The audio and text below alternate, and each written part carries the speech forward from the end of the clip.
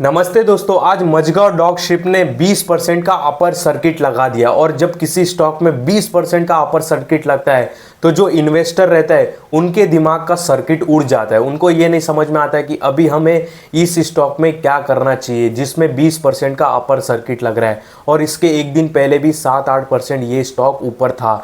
Almost 1 month में इस stock ने 75% का रिटर्न दे चुका है। तो जो इन्वेस्टर रहते हैं जिनको फ्रेश एंट्री लेनी रहती है उनको ये नहीं समझ में आता, उनके दिमाग का सर्किट उड़ जाता है 20% का सर्किट देखने के बाद कि हमको इसमें क्या करना चाहिए। तो आज हम इस वीडियो में यही देखेंगे कि जो मझगांव डॉग शिप है, इतना भागने के बाद, इतना चलने के बाद क्या हमें फ्रेश एंट्री लेनी चाहिए या नहीं। आज स्टॉक का प्राइस 4,715 रुपये पे ओपन हुआ और ऑलमोस्ट 5,600 रुपये पे जाके क्लोज हुआ 20% के अपर सर्किट लेके। ऑलमोस्ट इस स्टॉक ने एक दिन में 900 रुपये की रैली दी है, जो कि काफ़ी बड़ी बात होती है। और आज स्टॉक में 2 करोड़ की वॉल्यूम थी। तो समझ सकते हो कि कितनी तगड़ी बाइंग थी। आप स्क्रीन पे भी देख सकते हो कि 20% का अपर सर्किट कैसे लगा।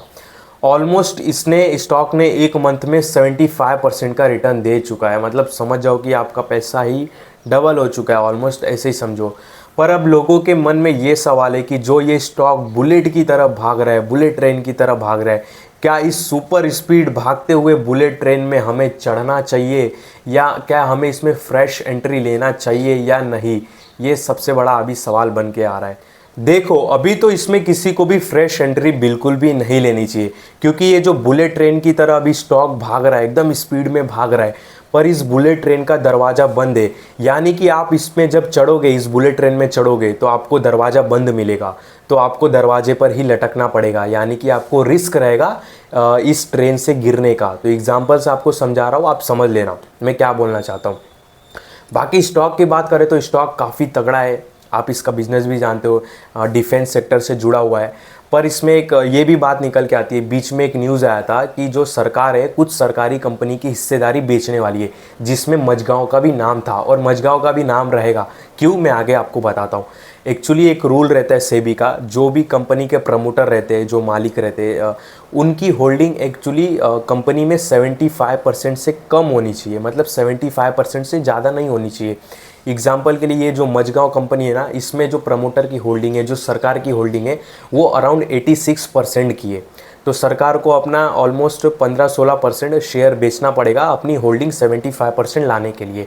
तो सरकार के अधिकारी लोग ने एक बीच में खबर पता चला था कि कुछ सरकारी कंपनी के ये स्टेक बेचने वाली है, जो तो जिसमें मझगांव का भी नाम आता है, क्योंकि मझगांव में प्रमोटर की होल्डिंग 86% है और सरकार को अपनी होल्डिंग इसमें 75% करना है।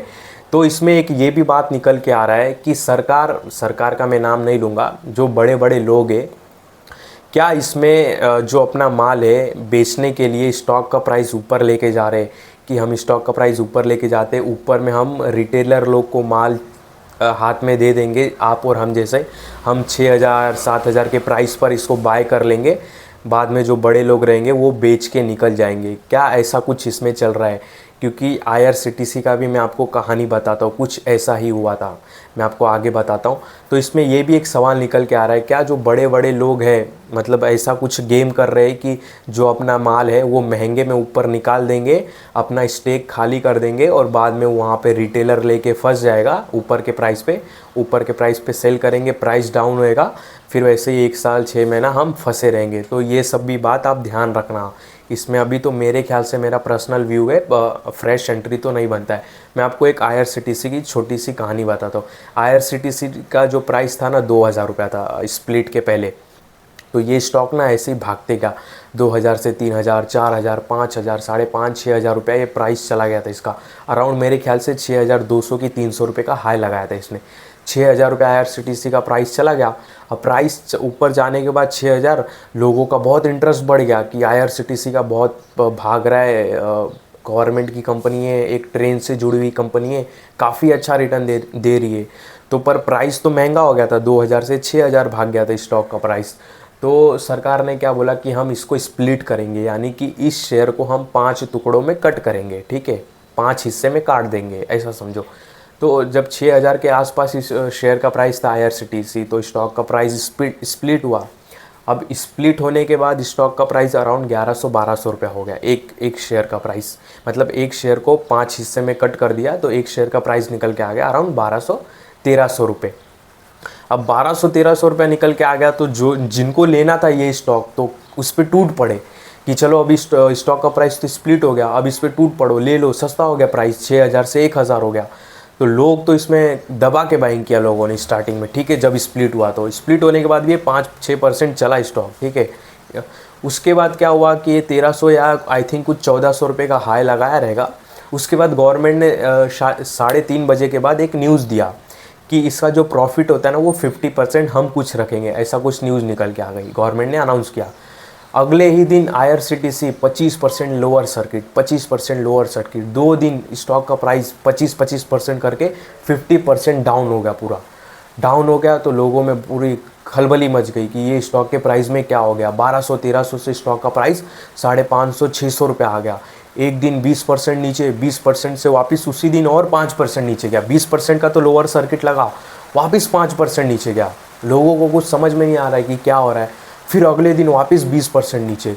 फिर बाद में बहुत सोशल मीडिया पे यहाँ वहाँ पे बड़े लोगों ने, मतलब जो सरकार थी उसकी निंदा की कि तुमको ये गलत काम है करना, तुमने ऐसा क्यों किया। स्टॉक का प्राइस पहले ऊपर भगाया, स्प्लिट किया, लोगों ने बाय किया, बाय करने के बाद आप न्यूज़ देते हो कि जो IRCTC का प्रॉफिट है उसमें से हम भी प्रॉफिट रखेंगे। तो इससे लोगों के मन में नेगेटिव बात गई, तो लोगों ने सेलिंग चालू कर दिया स्टॉक में और स्टॉक का प्राइस 50% टूट चुका है। तो गवर्नमेंट ने क्या किया, अपना डिसीज़न ये वापस ले लिया कि हम ठीक है प्रॉफिट नहीं रखेंगे। तो ठीक है, वो टाइम पे तो स्टॉक में एक मूवमेंट आया, बाइंग भी आई, 100-150 रुपये का थोड़ा ऊपर गया स्टॉक का प्राइस, 600-700।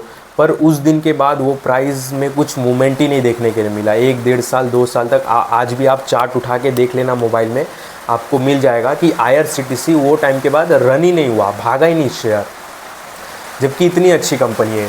तो फिर बाद में अभी आप देख सकते हो कि 1000 रुपये इसने क्रॉस किया। गवर्नमेंट ने एक छोटी सी न्यूज़ देने के बाद भी अपना न्यूज़ वापस ले लिया, तो भी लोगों के मन में इतना डर आ गया कि उसमें नए इन्वेस्टर आए नहीं कि कल को इसमें गवर्नमेंट और उंगली ना करे, ऐसा आप समझो, ठीक है। तो ये सारी कुछ छोटी मोटी बातें ना ध्यान देनी रहती है कि ये स्टॉक का प्राइस इतना क्यों भाग रहा है, जबकि कुछ न्यूज़ भी नहीं था तो भी भाग रहा है। बारिश का आवाज़ आ रहा है तो आपको थोड़ा एयरफोन यूज़ करना होगा, पर मैं अपनी बात को कंटिन्यू रखता हूँ। तो ये जो छोटी मोटी बातें रहती हैं ना, आप ध्यान देना। कोई भी भागते हुए शेयर, मतलब भागता हुआ कोई भी स्टॉक 20% 30% भाग रहा है, 1 मंथ में पैसा डबल कर दिया, तो उसमें ध्यान देना। वो भागता हुआ एक ट्रेन ना बंद दरवाजे की तरह रहता है, यानी कि ट्रेन में तो ठीक है आप चढ़ जाओगे, पर दरवाज़ा तो उसका बंद है ना। जो मेन एंट्री का टाइम था हमने एंट्री किया नहीं, अब जब बहुत तेज़ भाग रहा है, ट्रेन का दरवाज़ा बंद है, हमने तब एंट्री किया, तो उसमें क्या होता है, हमको दरवाजे पे लटकना पड़ता है, यानी कि रिस्क रहता है फिर कि ये वापस यहाँ से प्राइस रिवर्स नहीं हो जाए। फिर गिरता है तो 10-20% गिरने लगता है कंटिन्यू, ऊपर लेके फंस जाते। तो ये सारी बातें ध्यान देनी रहती है। तो आज इस वीडियो में मुझे यही बताना था आपको। तो मिलते हैं नेक्स्ट वीडियो में। बाकी जो भी आपका बाय सेल का कॉल रहता है वो एक पर्सनल आपका डिसीजन रहता है, और जो सेबी एडवाइज़र रहते हैं, फाइनेंस के एडवाइज़र रहते हैं, उनसे ही आपको लेना चाहिए। मैं कोई सेबी रजिस्टर एडवाइज़र नहीं हूँ, ये बस आपके स्टडी के लिए मैंने जो भी बातें बताई है, बाकी इसमें आपको कोई भी बाय सेल का कॉल नहीं है।